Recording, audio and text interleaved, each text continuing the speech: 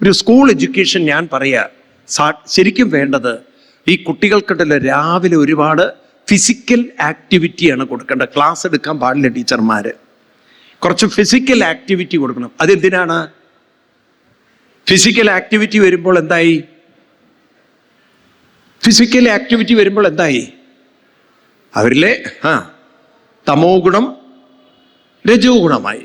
പിന്നെ അവരെ അല്പം ഒരു മെഡിറ്റേഷനും ഓങ്കാരവും ഒക്കെ ചൊല്ലിപ്പിക്കാൻ പറ്റിയാൽ അവരിൽ ആ രജോ ഗുണം എന്തായി? സത്വഗുണം. ആ സത്വഗുണമാക്കി അവർക്കൊരു കാര്യം പറഞ്ഞു കൊടുക്കുമ്പോൾ അവരിൽ ആ ക്യാപ്ചറിങ് പവർ വളരെ ഷാർപ്പായിരിക്കും. ഇന്ന് കുട്ടികൾക്ക് രാവിലെ തന്നെ ക്ലാസ് എടുത്ത് തുടങ്ങി ബോറടിപ്പിച്ച്, അതുകൊണ്ടാണ് ഒരെണ്ണത്തിന് സബ്ജക്റ്റ് മനസ്സിലാവുന്നില്ല. നോക്കൂ, പണ്ട് നമ്മുടെയൊക്കെ ജീവിതത്തിൽ കുട്ടിക്കാലത്ത് നമുക്ക് തമോ ഗുണം കുറെ കുറഞ്ഞതിന് കാരണം 2-3 കിലോമീറ്റർ നടന്നിട്ട് വേണം സ്കൂളിൽ പോവാൻ. ഈ നടത്തത്തിൽ തന്നെ തമോ ഗുണം പോയിട്ടുണ്ടാവും ഇല്ലേ? പിന്നെ അത് കഴിഞ്ഞിട്ട് അന്നത്തെ സ്കൂളുകളൊക്കെ കുറേയും കൂടി രസമായിരുന്നു. ഇന്നത്തെ ആ പഠിക്കണം എന്നുള്ള ഒരുപാട് സ്ട്രെസ് ഉണ്ടായിരുന്നോ? അപ്പൊ അന്നത്തെ അധ്യാപകർ കുറേയും കൂടി നല്ല ഒരു ഇതൊക്കെ പറഞ്ഞ് മനസ്സിലാക്കി തരാനുള്ള ഒരു സ്കില്ലും ഉണ്ടായിരുന്നു അവർക്ക്. ഇന്നില്ല എന്നല്ല, പക്ഷെ കമ്പാരിറ്റീവ്ലി കുറവാണ്. അതുകൊണ്ട് 99% കുട്ടികളും ഇന്നിപ്പോൾ ട്യൂഷനെ ആശ്രയിച്ചിട്ടാണ് പഠിക്കുന്നത്. ആണോ? എല്ലാം ട്യൂഷൻ പ്രൊഡക്റ്റാണ്. നിങ്ങൾക്ക് തോന്നുന്നുണ്ടോ ഈ ട്യൂഷൻ പ്രൊഡക്റ്റുകൾക്കൊക്കെ നല്ലൊരു ജീവിതം ഉണ്ടാവുന്നു? കാരണം ഈ റെഡിമെയ്ഡ് ആൻസറുകൾ പഠിച്ച് റെഡിമെയ്ഡ് ഉത്തരങ്ങൾ പഠിച്ച ഒരാൾക്ക് ഒരു ക്രിട്ടിക്കൽ സിറ്റുവേഷൻ വരുമ്പോൾ ഒരു ഡിസിഷൻ എടുക്കാനുള്ളൊരു സ്വയമായ കഴിവ് എന്താ ഒന്നും മിണ്ടാത്തത്? നിങ്ങൾ കഴിയോ? അങ്ങനെ കഴിയാത്തത് കൊണ്ടല്ലേ പല സിറ്റുവേഷനിലും കൈവിട്ടു പോകുന്നത്. കഴിഞ്ഞ ദിവസമല്ലേ ആലപ്പുഴയിൽ നിങ്ങൾ വായിച്ചത്, ഒരു പെൺകുട്ടിയെ, ഗർഭിണിയായിട്ടുള്ള കുട്ടിയെ പ്രോപ്പർലി സ്കാൻ ചെയ്യാതെ അവസാനം ആ കുട്ടി പ്രസവിച്ച കേസുകളൊക്കെ കണ്ടില്ലേ? 4 സർജന്മാർക്ക്, ഡോക്ടർമാർക്ക് ആ പണി കൊടുത്തത്. 4 ഡോക്ടർമാർക്ക് മെഡിക്കൽ കോളേജിൽ. ഇനി അവർക്ക് പ്രാക്ടീസ് ചെയ്താൽ പോലും ആരവരെടുത്തും പേഷ്യൻ്റ് ഒരിക്കൽ പേര് കളഞ്ഞു പോയാൽ ഇനി ആര് പേഷ്യൻ്റ് ഈ MBBS MD എടുത്തിട്ട് എന്താ പിന്നെ കാര്യമുള്ളത്? നിങ്ങൾ നോക്കൂ, നിങ്ങൾ 2-4 ദിനം കൊണ്ട് ഒരുത്തനെ തണ്ടിലേറ്റുന്നതും മാളികപ്പുറത്ത് കയറിയവനെ തേങ്ങ ഉടച്ച് ശരിയാക്കുന്നതും ഒക്കെ ഭഗവാൻ തന്നെ. മാളികപ്പുറത്ത് അമ്മയ്ക്ക് വിചാരിച്ചാൽ പോലും നേരെയൊക്കെ എടുക്കാൻ പറ്റാത്ത അവസ്ഥയിൽ അല്ലേ? ശരിയല്ലത്? ഈ കാര്യങ്ങൾ നമ്മൾ നമ്മുടെ ഹിന്ദു കുട്ടികളിലേക്ക് പരിശീലിപ്പിച്ചെടുക്കേണ്ടിയിരിക്കുന്നു. അതിനാണ് നമ്മൾ മനസ്സിലാക്കുക. ക്ഷേത്രം എന്തിനാണ്? ഗുണപരിവർത്തനത്തിനാണ്. എന്തിനാണ്? മനസ്സിൻ്റെ ഗുണപരിവർത്തനത്തിന് വേണ്ടിയാണ് ക്ഷേത്രങ്ങൾ. ഇതുപോലെ തന്നെ വിദ്യാഭ്യാസത്തിലും ഇത് കൊണ്ടുവരണം. വീടുകളിൽ അറ്റ്ലീസ്റ്റ് മുഴുവൻ നാമം ചൊല്ലിയിരിക്കല് ഒരു 3-4 പ്രാവശ്യം ഓങ്കാരം ചൊല്ലാൻ പറഞ്ഞാൽ തന്നെ കുട്ടികളിലെ ഏകാഗ്രത വളരെ വളരെ കൂടുതലായിരിക്കും. ഇനി തോന്നുന്നു ഇനിയുള്ള കാലമുണ്ടല്ലോ, നമ്മുടെ കുട്ടികളൊക്കെ വളരെ ഇൻ്റലിജൻ്റ് അല്ലെങ്കിൽ ജീവിക്കാൻ പറ്റില്ല. ഞാൻ പറയണത് ശ്രദ്ധിക്കുക നിങ്ങൾ. കാരണം ഇന്ന് ഞാൻ കഴിഞ്ഞ ദിവസം പറഞ്ഞു, ആർട്ടിഫിഷ്യൽ ഇൻ്റലിജൻസ് പോലുള്ള ഒരു ടെക്നോളജി ലോകത്തിലേക്ക് വരുമ്പോൾ നമ്മുടെ ഉള്ളിൽ നമുക്ക് ഓർമ്മ വേണം, ആർട്ടിഫിഷ്യൽ ഇൻ്റലിജൻസ് ഡെവലപ്പ് ചെയ്ത ഹ്യൂമൻ ബ്രെയിൻ ക്രിയേറ്റീവ് ഇൻ്റലിജൻസ് ആണ്. ഏത് ഇൻ്റലിജൻസ് ആണ്? നമ്മളിൽ ക്രിയേറ്റിവിറ്റി ഉണ്ട്, നമ്മളിൽ ക്രിയേറ്റീവ് ഇൻ്റലിജൻസ് ഉണ്ട്. ആർട്ടിഫിഷ്യൽ ഇൻ്റലിജൻസ് എന്ന് പറഞ്ഞാൽ അതിൽ റെക്കോർഡ് ചെയ്തത് മാത്രമേ അതിന് തിരിച്ചിങ്ങോട്ട് തരാൻ പറ്റുള്ളൂ. അതിന് സ്വതന്ത്രമായി ചിന്തിച്ചൊന്നും കണ്ടെത്താൻ, അതിൽ പ്രോഗ്രാം ചെയ്തതിനനുസരിച്ച് അതിന് പ്രവർത്തിക്കാൻ പറ്റുള്ളൂ. ആണോ? എന്താ ഒന്നും മിണ്ടാത്തത് നിങ്ങൾ? അത് ഒരു ഇന്നത്തെ കുറേ നോക്കൂ, നമ്മളൊക്കെ പലതും ചെയ്യുന്നതിന് ഇപ്പം ഇന്നത്തെ ബാങ്കിങ് സിസ്റ്റങ്ങൾ, നിങ്ങൾ ഇത്രയും കാലം ബാങ്കിൽ പോയി ചോദിച്ച ചോദ്യങ്ങളും അവിടെ വരാൻ സാധ്യതയുള്ള ചോദ്യങ്ങളും ഒരു കുറേ വർഷത്തെ മെറ്റീരിയൽ അവരെ കയ്യിലുണ്ട്. ഇതൊക്കെ അവരൊരു സിസ്റ്റത്തിന് ആൻസർ കൊടുത്ത് അതിൽ ഫീഡ് ചെയ്ത് അതുകൊണ്ടാണ് നമ്മൾ എന്ത് ചോദ്യം ചോദിച്ചാലും ആ ചോദ്യത്തിനുള്ള ഉത്തരം അത് തരുന്നത്. എന്നാൽ സ്വന്തമായി എന്തെങ്കിലും ചോദിച്ചു കഴിഞ്ഞാൽ അതിന് സാധ്യമല്ല. മനസ്സിലാവുണ്ടല്ലോ? അതിന് ക്രിട്ടിക്കലായിട്ട് എന്തെങ്കിലും ഒരു ചോദ്യം ചോദിച്ച് മാറ്റിയെടുക്കാൻ അതിന് സാധ്യമല്ല. അപ്പൊ അത് പറയും, ഞാൻ അതിൻ്റെ ഉത്തരം വരുന്നത് എങ്ങനെയായിരിക്കും? എന്താ ഈ പ്ലീസ് കോണ്ടാക്ട് അതിൻ്റെ ആൾക്കാരായിട്ട്, I am not able to answer this, ഈ വിഷയം എനിക്ക് ആൻസർ ചെയ്യാൻ പറ്റില്ല എന്നൊക്കെയുള്ള ഉത്തരങ്ങൾ അതിൻ്റെ അകത്തുനിന്ന് വരുന്നത്. എന്നാൽ ഒരു ക്രിയേറ്റീവ് ഇൻ്റലിജൻസ് ആയിട്ടുള്ള ഒരാൾക്ക് അതിന് വ്യക്തമായിട്ട് എന്തെങ്കിലും ഒരു ഉത്തരം പറഞ്ഞു കൊടുക്കാൻ പറ്റും. അപ്പം നമുക്ക് ചെറുപ്പത്തിലെ അവബോധം വേണം. ഞാനൊരു മിഷൻ ഇൻ്റലിജൻസ് പോലെയല്ല, ക്രിയേറ്റീവ് ഇൻ്റലിജൻസ് ഉള്ള ആളാണ്.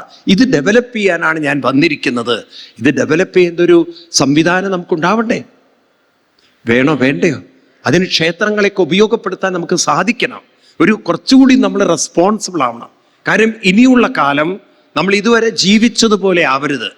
കാരണം ഇനിയുള്ള കാലം നമുക്ക് ആളുകളുടെ കോമ്പിറ്റൻസി കൂടുന്നു, ജോലിയുടെ സാധ്യതകൾ കുറയുമ്പോൾ പുതിയ മേഖലകൾ കണ്ടെത്തേണ്ടതുണ്ട്.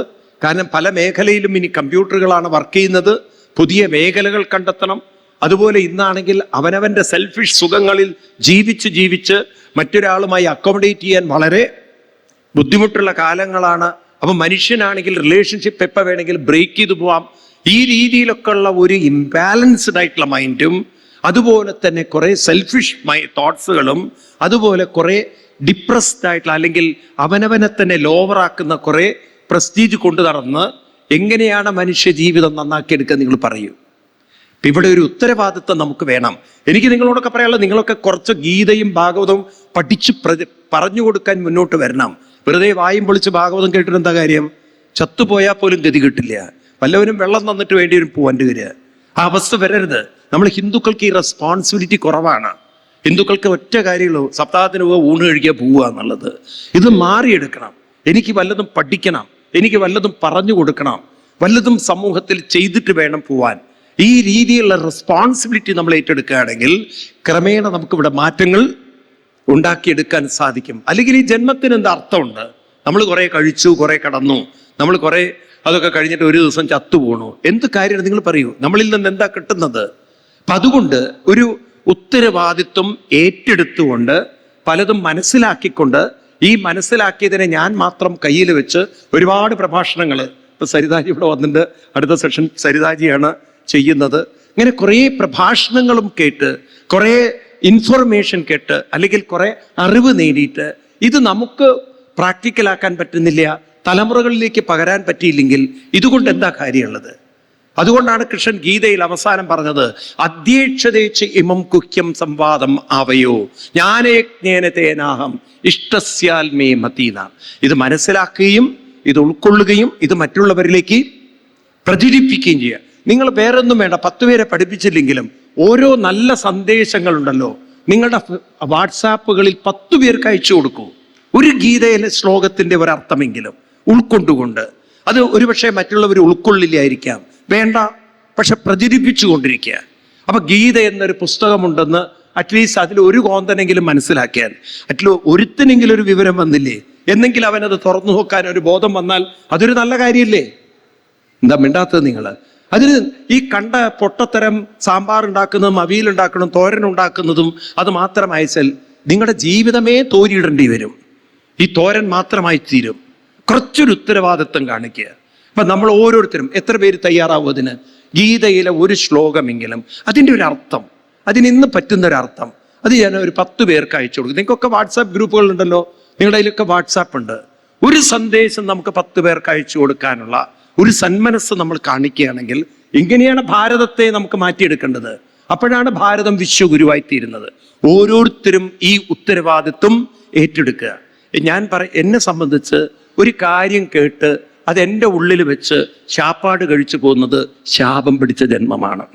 സത്യം പറയുന്നു, ഞാനത് ഉൾക്കൊള്ളാത്തൊരു വ്യക്തിയാണ്. എനിക്കത് ഒട്ടും അംഗീകരിക്കാൻ പറ്റില്ല.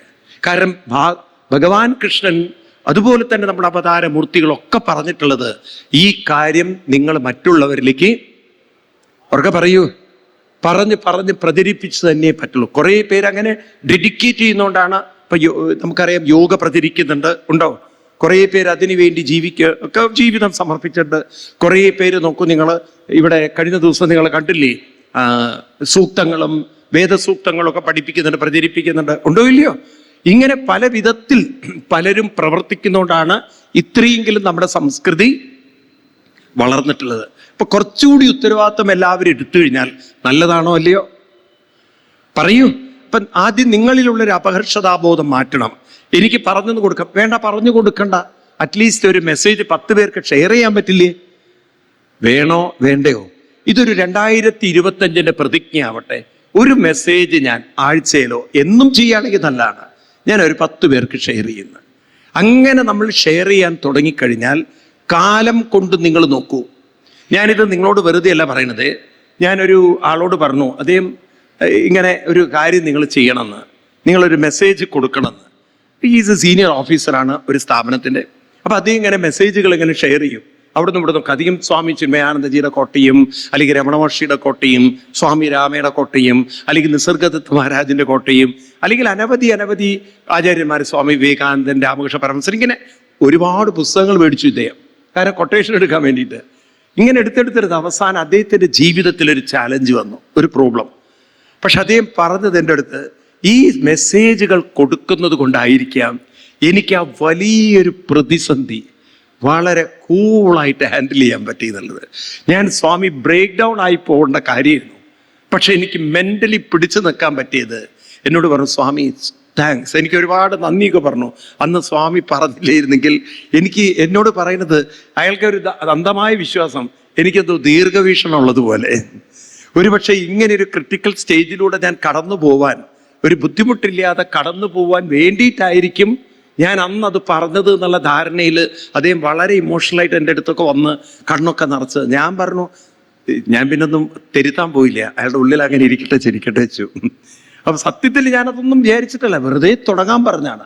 പക്ഷേ എനിക്കതൊന്നൊരു പാഠം പഠിക്കാൻ സാധിച്ചത്, നമ്മൾ എന്ത് ചെയ്യുമ്പോഴും അതിൻ്റെ ആദ്യത്തെ ബെനഫിഷ്യറി, അതിൻ്റെ ഗുണഭോക്താവ് മറ്റാരുമല്ല, അതിൻ്റെ എവിടെയെങ്കിലും ഒരു പോസിറ്റീവ് ശക്തി ആർക്കാണ് ഉണ്ടാകുന്നത്? പറഞ്ഞ് ഷെയർ ചെയ്യുന്ന ആൾക്കാണ്. അപ്പം നിങ്ങൾ ഗീതയിലൊരു സന്ദേശം ഒരു 10 പേർക്ക് ഷെയർ ചെയ്യുമ്പോണ്ടല്ലോ, നിങ്ങളറിയാതെ ആ വിസ്ഡം നിങ്ങളുടെ ഉള്ളിലേക്ക് കടന്നു വരുന്നുണ്ടാവും. ഒരുപക്ഷെ ആദ്യമൊന്നും ഉണ്ടാവില്ല, പലരും പറയും ഇതൊന്നും മനസ്സിൽ നിൽക്കുന്നില്ല. ആവർത്തനത്തിലൂടെയാണ് ഇത് വരുന്നത്. ഒരു കാര്യം നിങ്ങൾ ശ്രദ്ധിച്ചിട്ടുണ്ടോ? ഇപ്പം ഞാനും നിങ്ങളൊക്കെ കേൾക്കുന്ന ഭാഗത്ത് ഞാൻ തന്നെ എത്ര സപ്താഹം നടത്തിയിട്ടുണ്ടാവും? അനവധി സപ്താഹം. ഏതെങ്കിലും പുസ്തകം നമ്മൾ റിപ്പീറ്റഡ്ലി വായിച്ചാൽ ബോറടിക്കാതിരിക്കുമോ? അതിപ്പം നോക്കൂ, ഷേക്സ്പിയറിൻ്റെ പുസ്തകമായാലും, ഏത് ഇംഗ്ലീഷ് നോവലുകളായാലും, ഏത് മലയാളം നോവലുകളായാലും കുറച്ച് കഴിഞ്ഞാൽ നമുക്ക് ബോറടിക്കുമോ? ഒരു സിനിമ നിങ്ങൾ എത്ര തവണ കാണും? 10 തവണയോ? ആരെങ്കിലും കാണാറുണ്ടോ? ഒരു തവണ കണ്ട് രണ്ടാമത്തെ തവണയാകുമ്പോഴേക്കും ബോറടിക്കുമോ? അല്ലെങ്കിൽ പഴയ ശ്രീനിവാസനും അതുപോലെ മോഹൻലാൽ അങ്ങനെയൊക്കെ പഴയ വല്ല കൂട്ടിൻ്റെയൊക്കെ സിനിമയായിരിക്കണം, അല്ലേ? അതൊക്കെ കണ്ടല്ലോ, പഴയൊരു ആത്മാർത്ഥമായ കോമഡി ആയിരിക്കണം. ഇന്നത്തെ ഈ ആർട്ടിഫിഷ്യൽ അഭിനയങ്ങൾ അധികം മനസ്സിൽ നിൽക്കുമോ? പറയൂ. എന്നാൽ ഈ ഭാഗവതം റിപ്പീറ്റഡ്ലി വായിച്ചിട്ടും എന്തേ ബോറടിക്കാത്തത്?